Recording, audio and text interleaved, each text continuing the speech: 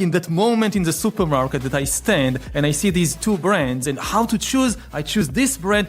The mystery of the universe. It isn't the mystery of the universe. We know today a lot about what's really happening in your brain, in your mind, when you make this choice. And it's increasingly becoming easier and easier to manipulate these choices. Thank you, everyone, for coming back to On Purpose, the #1 health podcast in the whole world. Thank you for making us the #1 podcast in the world. It means so much to me. I'm so grateful for all your love, all your engagement, and most importantly, for choosing education, for choosing enlightenment, for choosing empowerment over everything else in the world. You're taking out your time right now, whether you're walking your dog, you're at the gym, you're commuting to and from work. Thank you for taking this time to invest in yourself.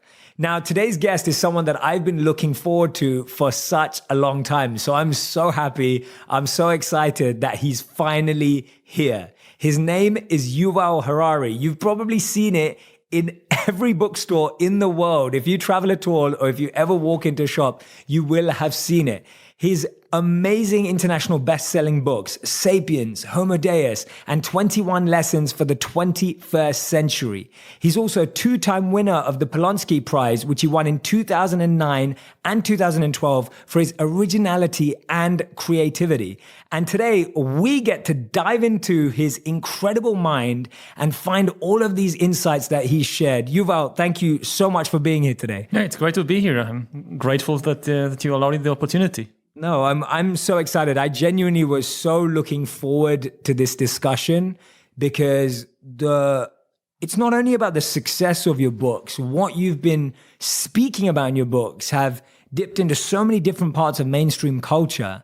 And I love that how a thinker like you has been able to do that in today's incredible world. So congratulations for everything that you've done. And I'm hoping this is the start of a new relationship for us as well. Yeah. But I'm going to get straight into it. Okay. And I want to start off talking a bit about happiness, because happiness is a big theme for my audience. It's something that my audience cares a lot about. And I picked out something that I wanted to read that you say in your book. And you say, one of the chapters in your 21 Lessons for 21st Century is happiness equals reality minus expectations. Right? Happiness equals reality minus expectations. And I want to dive into that because I want to ask you, how should we set expectations? We all have expectations. I have expectations. Doing this podcast, I have expectations. When you think about anyone investing in their job, they have expectations. When someone starts a relationship, they have expectations. What is your take on how we should form, set, and create our expectations for happiness? Oh, that's a big one to start with. Yeah, definitely. I think that we need to relax control a bit.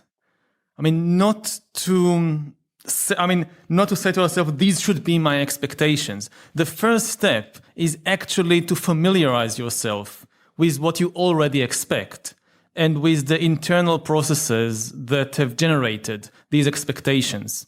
Because usually we know most of us know extremely little about really what's going on inside us and about what forms our opinions, our desires, our expectations. There is a general tendency to identify with whatever pops up in your mind.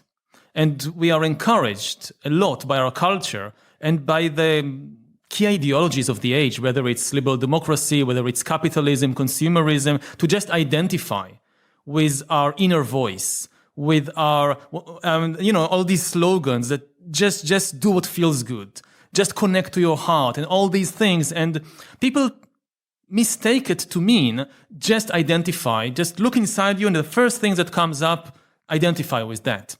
And my advice would be to really take the time to explore what is happening inside you and where do all these things really come from. So much of our expectations and our desires, they don't reflect any inner true self. They reflect a million manipulations done on us either by external forces or even by internal forces that we know so little about. So before we reach the point when we write ourselves the list of items, this is my agenda for life, this is my expectation from life, take time, a long time, to first of all familiarize yourself with what is actually happening inside. Yeah, absolutely. I think you're spot on. I completely agree with you. I was sharing with you earlier that I was training to become an investment banker and work in business growing up. And then I got to a point where I looked at that and I was like, is that even me? Like, why do I even want to do that? And I realized because in the part of society that I grew up in, that was the most glorified role. Mm-hmm. So the people that I was surrounded by had made that seem as the peak role or job that someone in our society could attain. Mm-hmm. And so actually it wasn't my goal or dream. It was just the dreams and goals of people around me. Yeah. Is that what you're referring to about how there are a million ways in which we're forming our dreams and goals? Yeah, that's part of it. Yeah. And that's a very old story.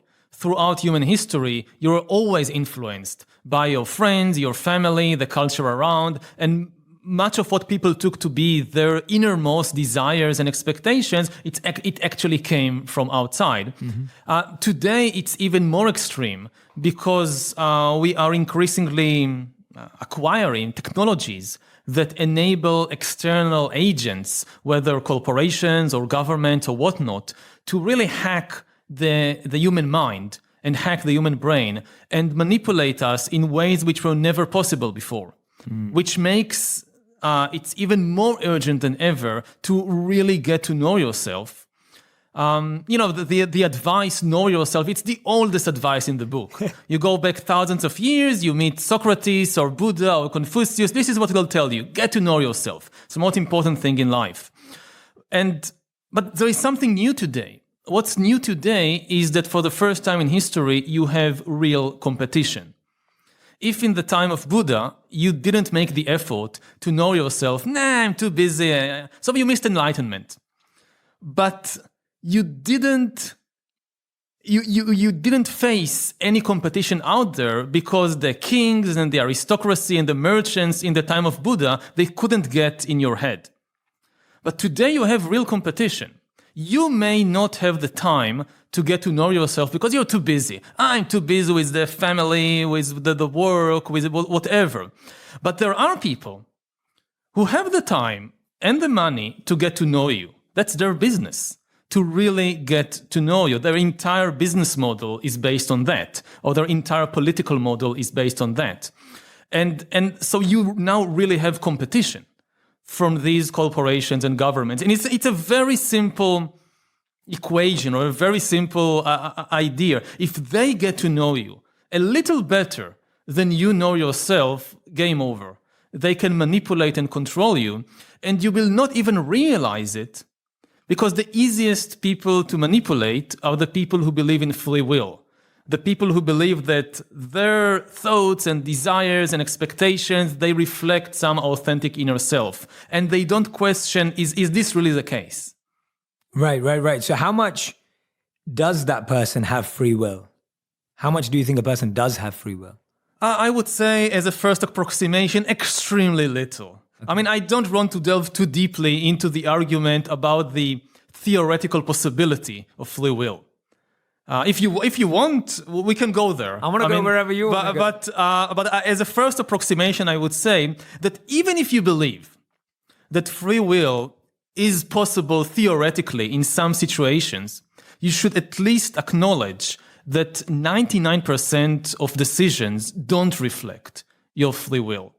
They reflect something else. So I don't mind even conceding the philosophical point. Let's say that there is free will, but free will is not something you have. Free will is something you need to struggle for. And the wrong idea about free will is that I have free will. Any thought that pops in my mind, any desire that I have, this is my free will. So it is sacred and it represents something sublime. And this is nonsense. This is not the case. Maybe if you work really, very hard, you would reach a point when at least some of the decisions in your life will reflect freedom. But it's not something you can just take for granted. Now, there are a lot of forces in the world which encourage us to have this simplistic idea that anything that pops in the mind is the reflection of my free will. It comes most notably in the economic sphere from the whole consumerist and capitalist system, which it's built on the premise that the customer is always right. I mean, when you talk to the big corporations or to some business magnates and you ask them about their practices and about problematic things they do, their final line of defense is always the customer is always right. Yes, we are doing these things, but the customers are buying it. And the customers are the number one authority. This is their free will. If the customers want it, who are we or who is you to tell the customers that they are wrong? Are you some big brother that knows better than them? So this is like the final line of defense. The customer is always right.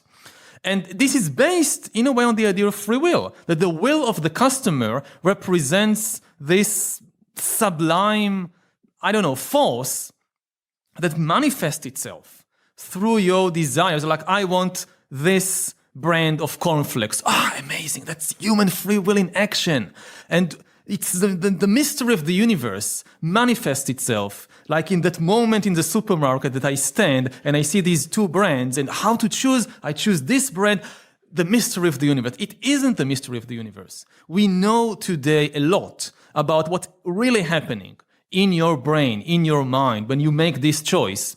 And it's increasingly becoming easier and easier to manipulate these choices. Mm-hmm. And again, the easiest people to manipulate are those who think that when they choose this brand in the supermarket, they are exercising their free will. Absolutely. Absolutely. And it's interesting you say that. Before I go into the question, I'm taking off a tangent, was how some of the biggest creators and inventors in the world have not thought customer first. So when you think of people like Steve Jobs or even Henry Ford, I think it was Henry Ford who said that if I asked people what they wanted, they would have said faster horses, right? And so he said, I didn't ask people what they wanted. And Steve Jobs would often say that too as well, that you are creating because the audience doesn't actually know what they want. But so some of the most powerful inventors have actually gone the opposite way. But in regards to that point that you're making there at the end, then what does one do? And I agree with you. You're saying that the person who becomes the most fooled or deluded is the one who believes that they have the most choice and free will. Yes. So what do we do? What does an individual do in that scenario, in this crazy information-filled world where I was saying that the other day that, before we were targeted by billboards, which was only if you drove, and then it was the television, which again, you had to own one and you only spent a few hours a day. And then it was the internet, which you still needed a computer and a dial-up connection. And now it's all the time, right? Yeah. So what does one do when they're being bombarded with all of that information? Take time off is the best advice I can give, that the first, take time off. Right. It's extremely important during the day, during the month, during the year. I don't believe I don't think we can or should completely disconnect. We are now having this conversation where we hope that millions of people will see it. I have nothing against, social media on the internet. They have done wonderful things for humankind. I don't know. I met my husband online in a dating site. Oh, that's awesome. I've some of my best friends are applications. So I have nothing inherently against them, but not all the time. Yeah. The first thing is just take time off. Then you ask yourself, what do I do in this time off? So I would say different things probably work best for different people. Like I meditate, I do Vipassana meditation. Other people, they do different kinds of meditations. Some people find that art is a much more effective way for them to explore their inner reality. For some people, it could be sports or going hiking in nature, many things. But I would say two things in general about all these things. Whatever works for you, do it quickly because you don't have much time. There is this race going on. As we now talk, there are these corporations and governments that are busy trying to hack you. And you need to stay a few steps ahead of them. So that's one thing which was never the case before, or was less the case before. And the other thing is, it won't be so much fun.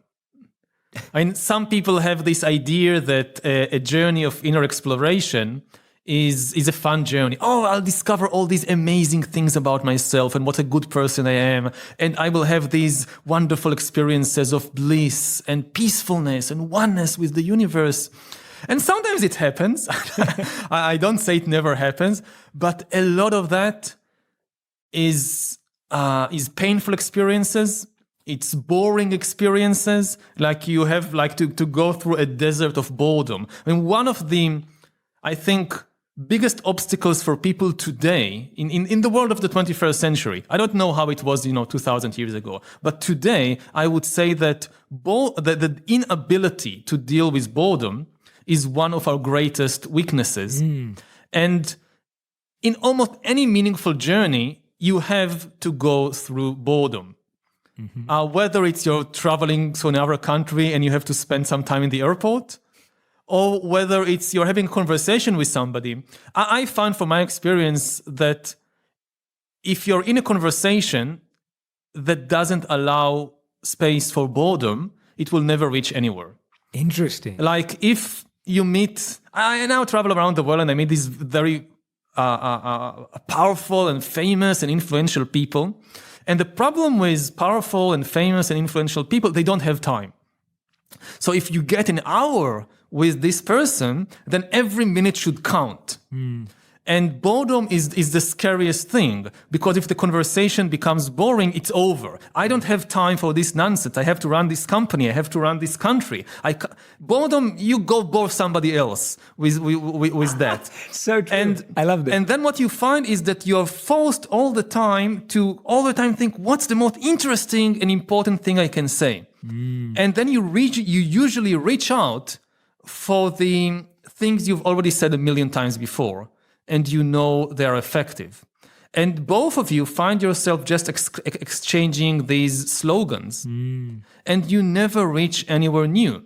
And to reach someplace new in a conversation, like you need to go somewhere and nobody really knows what they're talking about, and you're wandering around and you realize, it's not going anywhere, and you come back and you wasted 20 minutes on something which was, in the end, it was nothing. And you can't do it when you meet the president or whatever. But the most interesting conversations I had in life, it was like this long conversation when much of it was quite boring. Yeah. So, and it's the same when you go to explore yourself. Like, I don't know, not necessarily in meditation even, like you want to, you go to use sport. So, okay, I'll go on a hike. And you start going, and after 3 hours, you feel thirsty and it's hot and it's inconvenient and there is nothing to see, and you say, forget that. I'll go back and watch some movies. And you'll never reach the interesting parts of the journey, either the geographical journey or the kind of inner journey of exploration, if you don't allow yourself, if you don't have the discipline to go through these boring and sometimes painful and sometimes scary bits. I love that. I'm so glad you brought that up. I think it's such a brilliant point. I think you're so right, because as soon as you put the pressure of performance on, whether that's the pressure of performance through time, like when we know we have a time limit, like you were saying, when you're meeting influential people and you've got like 30 minutes to say something profound. Yes. Or you've got like 40 minutes to prove that you have more knowledge or wisdom or whatever it is. And so sometimes time's the pressure. Sometimes the pressure is not time, but the pressure is the people at the table. It's like, that everyone's powerful at the table. And so the pressure is, oh my God, I know he's smart and she's smart. So what do I have to say? And I think you're spot on that in those times, our lateral brain completely switches off, the logical brain switches on, and we just say stuff we already know. and you don't have moments of brilliance, and you don't have a moment that sparks unique thought. You don't get into flow state, for example. You can't generate anything new. I think that's so true. And I have to say, in my training as a monk, which I loved and was an incredible part of my life, a lot of it was just discipline and doing the same thing over and over and over again in the beginning. And what you said, walking across that desert of boredom to then find a breakthrough. Yeah. And it's almost just like that painful 99% to experience that 1% of bliss. Yeah, like in the movie, it always gets condensed into this fast track 1 minute or 2 minutes. Like, I don't know, you have Yoda training Luke Skywalker. So in the movie, it just got condensed into these 2 minutes. You get the point. Let's move on. Nothing. And it was probably very, I don't know, it's fiction, of course. But it was probably a lot of it was just, this tedious thing that you have to go through with. Mm-hmm. Absolutely. Are you bored right now? Right now, no. No? All right. We've got to get bored for a bit, guys. We've got to get bored for a bit so that Yuval, get some space. No, I think that's a great point. I think becoming okay with boredom is such a useful skill.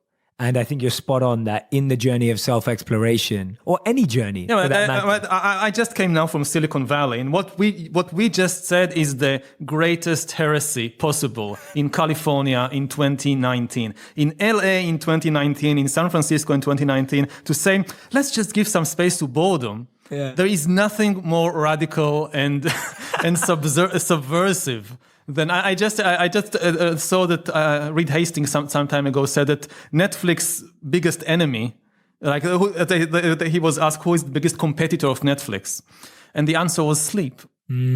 So true. It's not Hulu. It's not any of the Amazon, others. It's sleep. That's our biggest competitor. So, boredom, if people could get along with boredom, entire industries will crash. Would just collapse.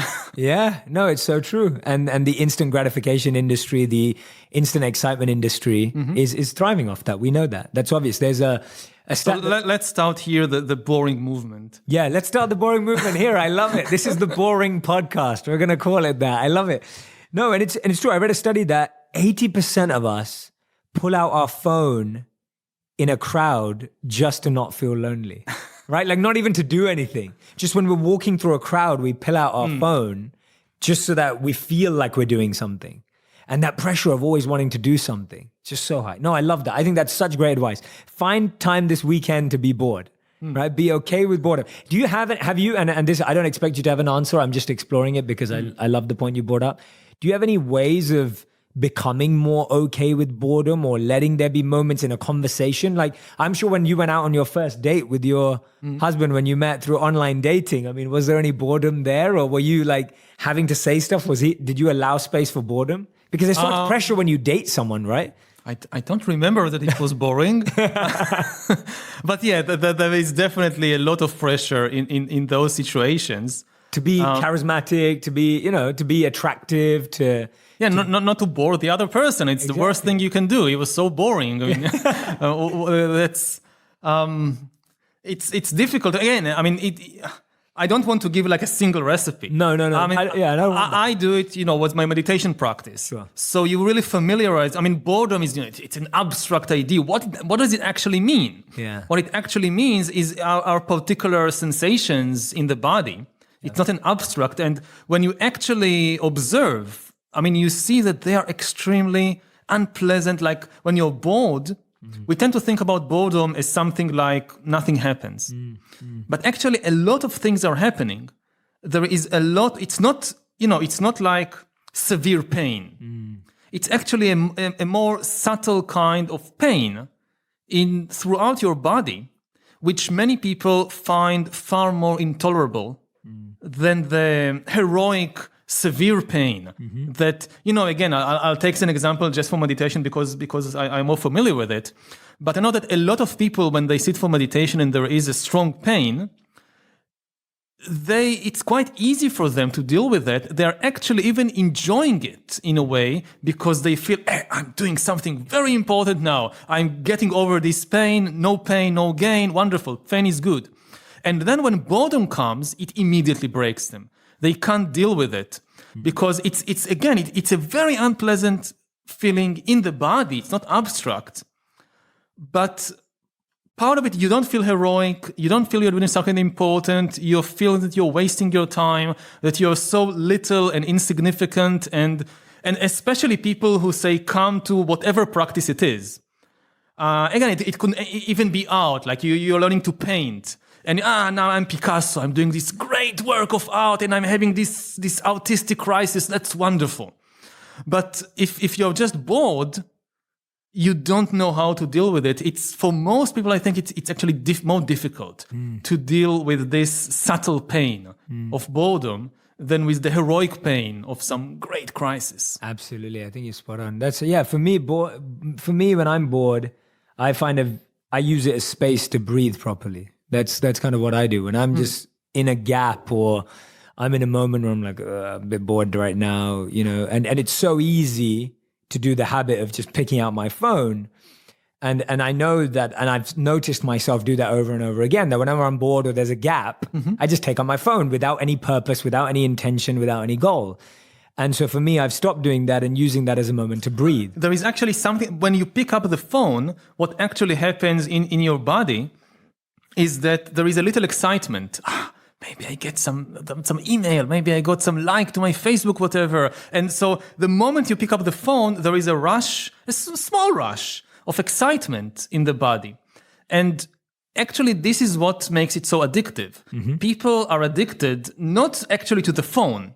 People are addicted to the small rushes of excitement that they can get dozens of times a day every time they pick up the phone to see what's there. Yeah. And those pleasure centers keep decreasing. Yeah, so we have to do it again and again. Again and again and again. We have to accelerate to keep up because that pleasure center is depleting every time. And I think that's what we don't realize is that the more you do it, the harder it becomes to experience that feeling again. Yeah. Because you've just dropped it lower and lower and lower. Amazing. Okay. We started the boredom movement today on this day, 26th April, 2019, Yuval and Jay, the boredom movement, the boredom podcast. Okay, the second thing I really wanted to dive into, apart from happiness with you, which leads nicely to this, because I think this boredom experience also slightly links to what I wanted to go to, which is education. You speak a lot about education. I've made a ton of videos about education and the education system and my challenges to it.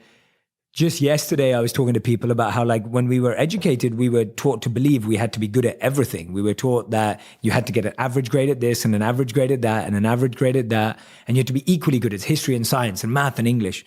And a lot of the videos that I've made on these topics have been shared a lot. So one of the videos I made on this topic has 367 million views on one video. It's been shared like 8 million times or something crazy like that. And it's because we feel this pressure through our education. Now, I believe that the ideal education system should have a head, a heart, and a hand.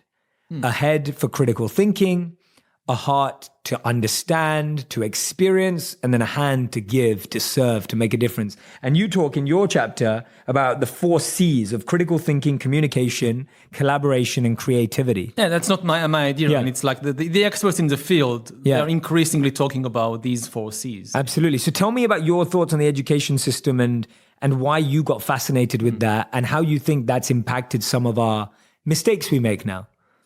My interest with the education system comes, I mean, I am in the education system. I'm a professor at the university, so it's part of my life.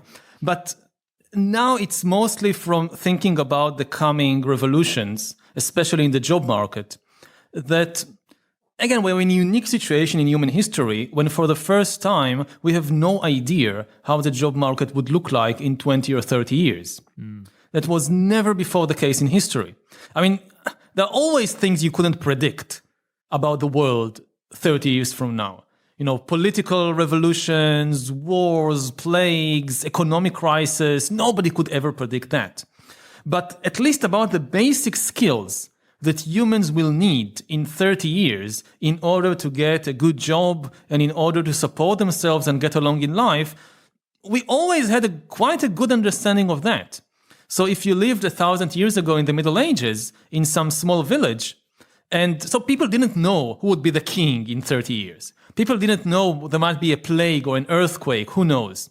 But they knew what they needed to teach their kids if they were to have a reasonable life in 30 years. You need to know how to plant rice and how to take the goats herding and how to make cheese and how to make bread and how to build a house and all these. And today, we just have no idea what skills people will need in the job market in 2050. Anybody who tells you, I know how the job market would look like in 2050 and what skills will be needed is deluding either you or also themselves. the only thing we know is that it will be a completely different job market because of the amazing advances in AI and machine learning and also in bioengineering. So more and more jobs will be replaced by machines and computers and robots. Some jobs will be transformed and new jobs will appear. Now, I don't think we are facing a situation, no more jobs in the world. There will be new jobs. The big question is actually two big questions. One big question is about training and retraining. There will be new jobs. Will people have the skills necessary for these kinds of jobs? Previously, when machines replaced humans, for instance, in agriculture, so machines replaced humans in low-skilled jobs in farms, but a lot of new low-skilled jobs were created in factories, like the tractor replaced you on the farm, so you moved to Detroit to work in Ford's corporation to build a tractor. And the new job was usually a relatively low-skilled job, so within a couple of weeks, perhaps 2-3 months, you could transform a farm worker into a worker in a tractor factory. But today, when you look to the future, so people say, yes, there will not be any more jobs for truck drivers because you have self-driving trucks, and there will not be a lot of jobs for people producing shirts in textile factories and things like that. But there will be new jobs in the creative industries, whether in art or whether in science or in interacting with people. But the problem is these new kind of jobs will require high skills. So it won't be so easy to take an unemployed textile worker at age 40 and transform her into a software engineer that creates virtual reality games. And what makes it even worse is the huge gap between different countries. I think that in a country like the US, which is bound to reap much of the benefits of the coming AI revolution, because California, along with China, is one of the centers of this revolution, there will be immense new wealth created, at least in some parts of the United States. So I don't worry for the Americans. But when I look at other parts of the world, countries which depend almost entirely on cheap manual labor, let's say just south of the border, you go to Mexico, you go to El Salvador, to Honduras, to South America, what will happen there? I mean, we are not educating the young people today in Honduras or in Colombia to be software engineers. So even if there are a lot of new jobs in California for software engineers, this is not going to help the kids who are growing up today in Honduras or Colombia. So what will they do? And we have no answer. And that's actually my biggest worry about the education system now is from a global perspective, the huge gap that is opening between different countries in the face of the coming AI revolution. If you were in charge of the education system south of the border, what were the things you'd be thinking about at least? I need money. Okay, but if you had the money, what would you be thinking about? Because money is never an issue, really. North of the border, even north of the border, it's an issue. But south of the border, it's, you go to Brazil, and we are just going to Brazil in a few months. And you have people coming to Brazil with all these ideas about, we should teach kids this, and we should teach the kids that. And the local people come and say, we don't even have schools. I mean, where do you want us to put the kids? In that sense, money. Right. In some places, you have the schools run in a shift system. Like, because you just don't have the facilities. So some kids learn from 8 o'clock in the morning to 2 in the afternoon. They go home, another shifts come. Another shifts come at night because they just don't. And, this is... some things you can't just throw money at. You need more than that. But the basic infrastructure, basically the first thing you need is money. Okay. So looking at it from that perspective, my hope is that there are people who believe in those communities and want to invest in them. I hope so. And again, the main thing is that we need a global thinking on this, because in the last few decades, what we've seen is a reduction in global inequality. global inequality was extremely high in the early 20th century when you had a few industrial powers colonizing the rest of the world. So say Britain dominating India and much of Africa and much of the Middle East. And the disparity was enormous. Mm-hmm. And then in the last few decades, the gap wasn't completely closed, but India and Britain are now far, far closer than they were 50 years ago or 100 years ago. So we have seen a reduction in global inequality. But now we are on the verge of a new burst of growing inequality. Just like the Industrial Revolution of the 19th century, this is what created initially the gap between Britain and India.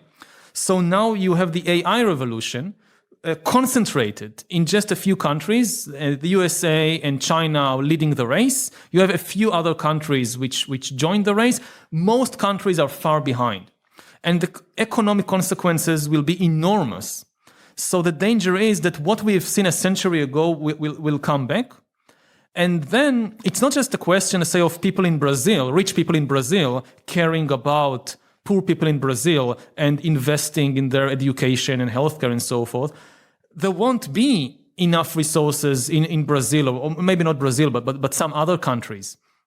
So we need global thinking on that. Mm-hmm. Otherwise, it will be a rerun of the Industrial Revolution, with these enormous gaps between a few countries that dominate the world and most of humanity, which is far, far behind. Absolutely. No, I agree. And I guess my thinking from where I'm always coming from is just, to me, the global thinking always needs to be towards how we create more meaningful careers, how we create more meaningful jobs, how we create opportunities for people to be better engaged. Yeah. Because that's what's going to create a happier, more peaceful, more cohesive world. Mm-hmm. It's almost like otherwise there's a rerun in culture of you slot people in to jobs they don't want to do, that aren't good for their health mentally or physically. That then leads to another repercussion of that person being dissatisfied, and then that reruns. Yeah. Like, do you think that having met some of the most influential people on the planet, do you feel that that's the dial, that's the compass that we're trying to get to? Or do you think that's just far off? The most influential people, most of them are too busy with the immediate crisis. Right. I mean, part of the problem, and this a little goes back to what we discussed earlier about boredom and things like that they are overexcited.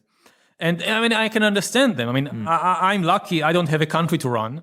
I don't have a multi-billion corporation to run. Yet. So I can allow myself the time to, just read a book or just go for a walk or go for take a meditation retreat. They can't. And part of the issue... They can't or they won't? They really can't. I mean, they have so much on their plate. They have all these immediate crises. And like we had just the case in France with the protests against Emmanuel Macron. Mm-hmm. And one of the things that the protesters told him, and I'm not judging who is right, who is wrong. I don't understand French politics well enough. I was just struck by what they said, that because the initial cause was that he wanted to impose a new tax on fuel in order to combat climate change. And this caused a huge backlash. And some of the protesters told the president, you're thinking about what will happen 20 years from now. We are thinking about the end of the month. We don't have money for the end of the month. We don't care about 20 years from now. And that's a real issue. It's easy, and I talk a lot about we need to do something about climate change. But then a simplistic answer, okay, let's just put money on a tax on fuel. And if this tax hurts disproportionately poorer people, then this is not a good solution. So now he has this crisis on his hands, and he can't just, I'll just go on this long 2 months retreat, and I'll do meditation. I'll hike in the Alps, and I'll inform myself about climate change. And he doesn't have the time. He has that. He has Brexit. He has the EU elections. He has the crisis in Libya. He has the relations with China. And by the time you reach this influential place, you really don't have the luxury to think slow and broad. And that's a huge, huge problem for the system. And again, I don't have like these easy solutions. Part of the idea of, addressing the general public, like what we were doing here, and not just going and talking with a few presidents and CEOs, is to realize that, yes, they are very influential people, but they are also extremely limited by their position of power and by the enormous pressures on them from different directions. So even for the influential people, it would be easier to do something on climate change if you have tens of millions of people saying that this is their number one priority and that they are willing to make some painful sacrifices for that. And it's the same with the kind of global educational crisis that I hope that more and more people around the world understand that, the consequences of this crisis, we will see them only in 20 years. When the people today in Indonesia and Nigeria and Brazil who are now in kindergarten, when they will be 30 and 40, this is when the full force of the crisis will hit. But if we wait until they are 40 to do something about it, it's too late. Yeah. We need to think what we are teaching youngsters today in order to solve the coming crisis of 2050. Absolutely. Yeah. And I think that's a very good analysis of the situation, because I appreciate that there is no quick solution. There is no easy recipe. And when I'm listening to you talk, there's parts of me that are thinking like, it's the way we've constructed these roles of influence that these people don't have the time and space and the boredom to be able to actually do their jobs properly. Like, we've not created these roles efficiently and effectively.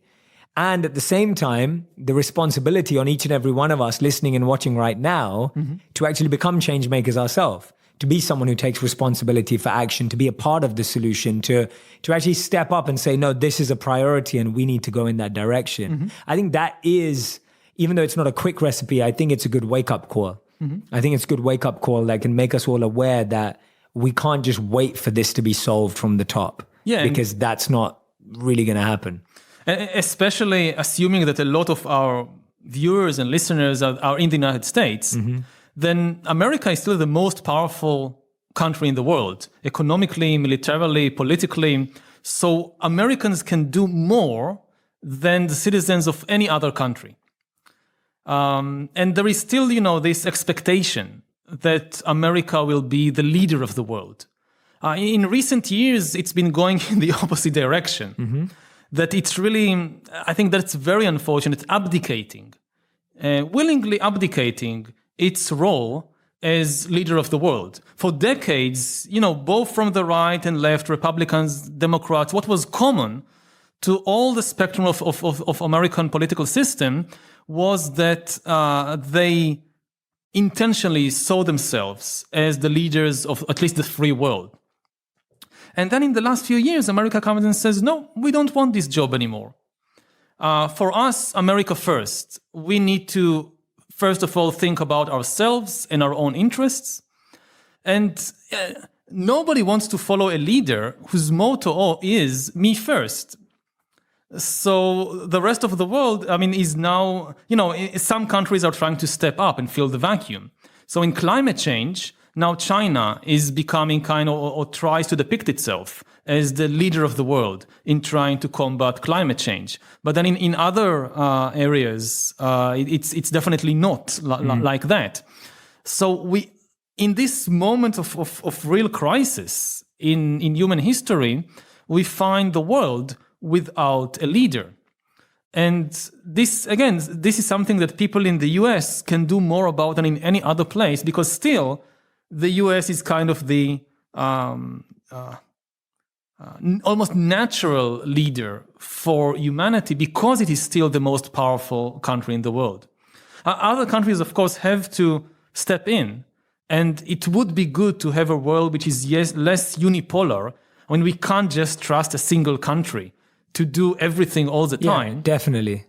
But there is still a huge disparity in powers between the different parts of the world. That's still the case. Yeah, definitely. But I do like that point you made there, even though it's a subtle point, is that ultimately, if we live in that belief that this country is the most powerful and they're going to solve everything, then we also kind of just debilitate ourselves. Yep. And we just go, oh, well, if they're not going in the right direction, or wait for them to go in the right direction. And actually what we all need to do, in my opinion, is pull our socks up and get stuck in, because I'm not a big fan of the victim mentality or the mentality of waiting for someone else to solve a crisis. It's like if your house is on fire, you don't wait for your mom or your dad to fix it. You get involved too, right? And so if we believe that there's a crisis, or even if we don't believe there's a crisis, but we believe things are not going in the right direction, I would want everyone from every country, whether it's India, whether it's Australia, whether it's across Europe, to step in. And take action. And in that sense, actually, the one good thing that comes out or could come out of the current retreat of the United States from the position as leader of the world is that it kind of forces other countries and other people to step in. Yes. And I hope this will happen. Yeah, good. We have the same hope. Yeah. We have the same hope. I love this. Okay, great. So we've kind of gone from happiness and inside to global macro viewpoints. I want to go back inwards again. And this is actually from a couple of days ago. I read somewhere that when Tim Cook was speaking at the Time 100 summit, an event that happened this week, he was speaking about how if you're spending more time looking at a screen than in someone else's eyes, then you have a problem. You have a problem. And we have a problem. You're getting things wrong. Yeah. And I know that's a good line. Yeah, it's a very good line. And you also said that, you said that it's so much easier now to connect with your cousin in Switzerland than it is with your husband, because he's always looking at his phone at breakfast. You did write that down. It is out there. You did say it. So walk me through that addiction. We spoke a bit about the excitement we get from the phone, the addiction we have from the phone. But how have you seen people overcome that? Yeah, I mean, part of it is also that when you connect with somebody through a phone or through a screen, again, it's easier to deal with the problematic stuff because you can just shut the phone once it becomes problematic. And with a real person, you can't do that. So it like real relationships forces you, again, it's like the boredom thing. They force you to deal with the difficult issues. And part of the attraction of all these online communities and online relationships and virtual relationships is that once a difficulty arises, you can just immediately disappear. Like you can unfriend your Facebook friends in a way that you can't unneighbor your real neighbors. If you live in a house and this annoying family just moved in and the kids are making a lot of noise in the middle of the night, and you can't just say, okay, I'll press a button and they'll disappear from my life. Can you imagine that? Eject, delete, yeah. Unneighbor. Yeah. It doesn't work like it. So you need to develop these social skills. Okay, what do I do? Okay, I'll go there and I knock on their door with a cake or something, and I'll try to have a nice conversation, and I'll somehow make them understand that I need to sleep and they should keep their kids more quiet, something. Yeah. But it forces you to develop these social skills, and that's extremely important, and we are losing these skills. I mean, the more time, again, you spend watching screens than watching eyes, you are in this sense kind of downgrading some of our human abilities. I've just seen this wonderful presentation by Tristan Harris, who is this tech philosopher from Silicon Valley. And he just had this wonderful presentation about how technology is basically downgrading humans, downgrading human skills, like what to do when you have a problem with your neighbors. Right. So actually, instead of technology upgrading us, it's downgrading our human skills. Yeah, we upgrade our phones all the time, but inadvertently it downgrades a lot of our social and personal skills. Yeah.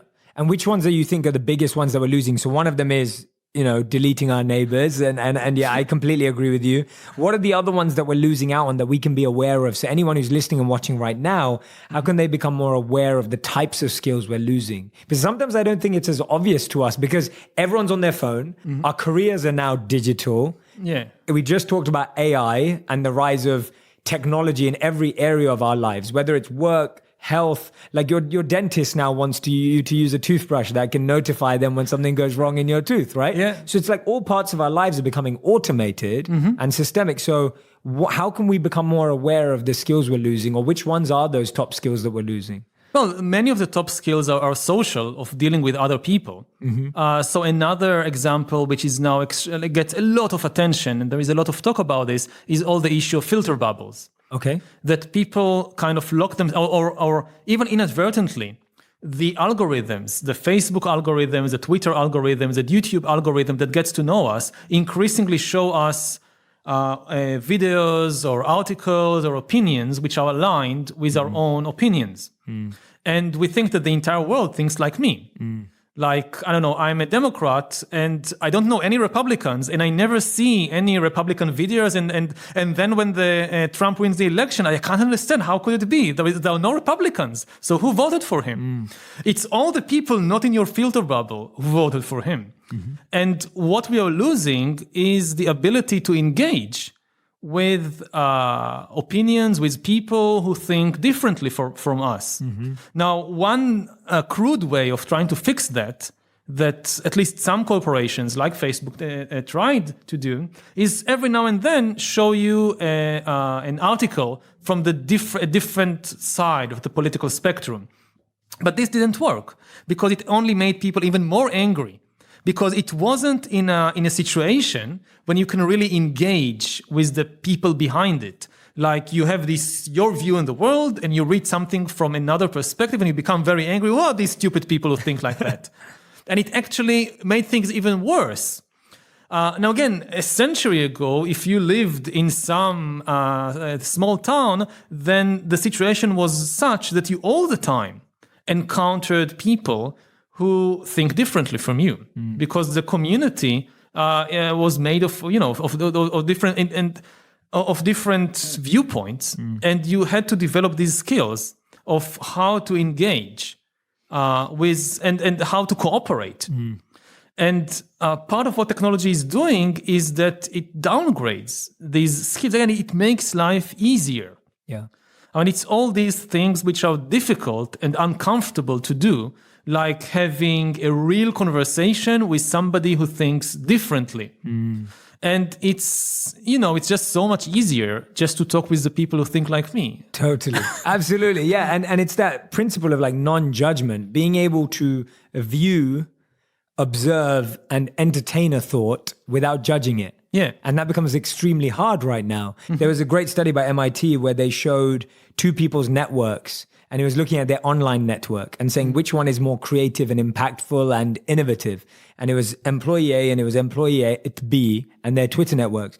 And they found that when you know the same people who know the same people who know you back, you end up being less creative, less innovative, and come up with less interesting ideas because you don't have that challenging of thoughts. And so I love that one of your solutions to that, or one of your recommendations, at least that I gained from the book, was this beautiful quality of humility, of being the openness that we have towards other people's views, and not this kind of deep religious belief about the truth of our views and how we're always right. I love that. Let's dive into humility. First of all, I'm fascinated that you brought up humility, because humility is probably my favorite quality in the world. I find it the most endearing thing in the world when I meet someone who has it, especially someone who's very accomplished. And my favorite story about humility, and I'm sure you know this, but I'm sharing it for anyone who's listening and watching right now, is from Benjamin Franklin and his 13 precepts. So Benjamin Franklin had 12 precepts, 12 things that he wanted to live during his life, that he wanted to aspire for. And once one of his friends said that, you're getting a bit egotistic about these things, you're pretty good at it. So he added a 13th one. And then when he was dying, supposedly the story goes that he was asked which one he didn't achieve. And he said it was the 13th one. And they said, which one was the 13th one? He said humility. He said that was the one that he didn't achieve in his lifetime. So humility... Yeah, another saying that what I think about monks in the Buddhist tradition or Hindu tradition, whatever the monk cuts from his other vices, he adds to his ego, to his pride. I overcame this, I overcame that. Exactly. Yeah. As soon as we feel we've achieved something, it becomes a step on the other side of ego. Absolutely. I completely agree. So I love humility. I'm fascinated by it. What's your definition of humility? Oh. And how do we start increasing humility in our lives in a positive way? Well, I mean, in the book, it's more, again, in the more political and historical context. Yeah. And the idea is, don't think you're the center of the world. And this is actually, again, in the book, it's more about collective humility, the humility of groups, of political parties, of nations, of religions. One of the curious things to see as a historian is that everybody thinks they are the most important thing in the world. Even you wouldn't believe these tiny tribes or insignificant nations, they somehow manage to kind of turn the whole history around, so they turn out to be the most important thing. And if you think that, I don't know, if the Chinese think they are the most important in the world, then okay, I can understand it to some extent. But then you go, say, to Israel, and you find this tiny nation utterly convinced that we are the most important thing in the world. The entire world revolves just around us. And it was always like that. That we invented everything. And I use the example of Israelis and Jews because it's not so nice to criticize other nations and other people. It's easier when you criticize your own. But this is not meant as a kind of anti-Jewish or anti-Israeli thing. Whatever your nationality or religion is, now after you finish watching this, do this exercise on your group. And, in almost any invention you would mention, they would say, we invented it first. There is even a story that Jews invented yoga. Would you believe that? Really? Oh, wow. Okay. The postures of yoga. I in Jerusalem, when I was a student, I went to... that was definitely India. No. I went to study yoga with this teacher in Jerusalem. And on the first class, he explained to the students, that lots of people think that yoga comes from India, but no. Actually, yoga was invented by Abraham, and the postures of yoga actually reflect the letters of the Hebrew alphabet. The Aleph, the Bet, the Gimel, and people, I quit after this first class. This is not the person I would be studying yoga from. But you have people seriously believing that. And when you look at the great span of human history, it should be obvious that nobody is at the center. Yes, almost every nation or religion contributed something, but most things were, if you had to live your life based only on the inventions and creations of people from your nation, you would have a very miserable life. You'll probably be dead. I mean, if you have to eat only the things that were domesticated by your direct ancestors, like, Italians, you must now stop eating tomatoes because tomatoes were domesticated in Mexico and not by Italians. And Indians, forget about these chili peppers. No more chili peppers for you. Chili peppers were also domesticated by Mexicans. And Mexicans, don't put yourself too high because you like your steaks and hamburgers. There were no cows in America before Columbus, and no horses. They came from the old world, and so forth and so on and so on. And it's just not just food, it's everything. So really understanding how interconnected the whole humanity is, and that yes, your people contributed something, but it's a small thing. It's not the whole thing. And it's most important, I think, in the field of morality. Because again, in Israel, there is this very strong belief we invented morality. Before the Jews, there was no ethics in the world. We invented it, and the entire world owes us this huge debt of gratitude because all the morality in the world came from the Jews. And this is absolute nonsense. Even monkeys have morality, even animals. It's millions of years ago. It's in evolution. Some at least social rules of do and don't do. And hunter-gatherers tens of thousands of years ago had ethics long before they knew.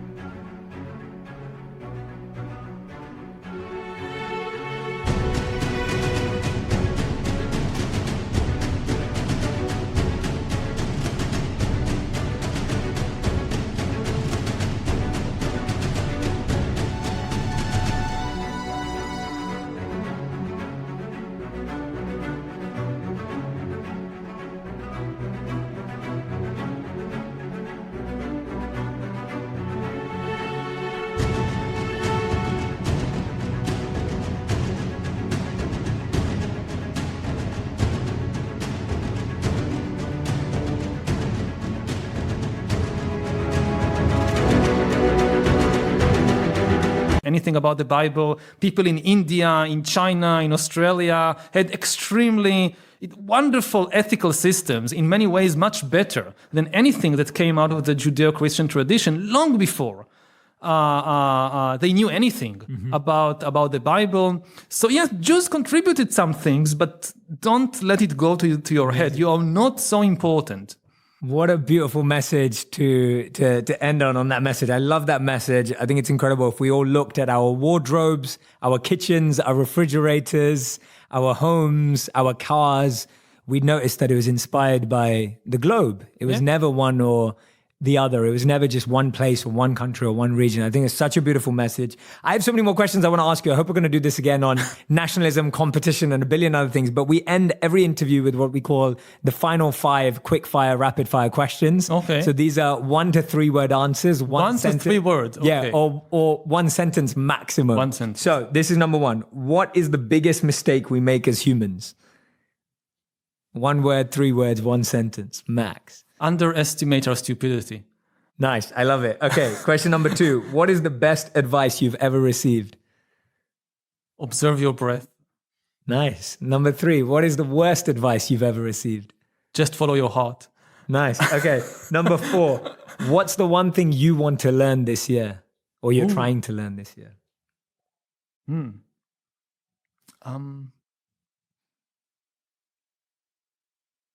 How the other side is thinking. Nice. I like that. Awesome. And number 5, if you could get everyone in the world to practice one thing for 30 days, what would it be? I won't say meditation because it's not going to work. Well, humility. Nice. I love it. Yuval, you are incredible. Thank you so much for coming on the podcast. I really enjoyed it. I'm hoping We failed on the boring I'm stuff. hoping I got bored at one point, because otherwise this won't live up to your standards. But we started the boredom movement today. I hope we're going to keep in touch. I hope we're going to be friends. And I'm just so grateful that you took the time to do this. Thank you so much. All the best for all the incredible work you're doing. I'm excited to see how your incredible mind and thoughts seep its way into our entertainment world as well, and continue to help us make education more accessible and relevant. So thank you so much. Yeah, thank you. Yeah, thank you so much. Great. Thank you everyone for watching. Make sure you subscribe to the show if you haven't already. Share this on Instagram as well. Remember, I'm always looking for your insights, the quotes that you took away. Feel free to share them on Instagram as well. Thank you so much for being here and being an incredible audience. See you guys soon. If you want even more videos just like this one, make sure you subscribe and click on the boxes over here. I'm also excited to let you know that you can now get my book, Think Like a Monk, from thinklikeamonkbook.com. Check below in the description to make sure you order today.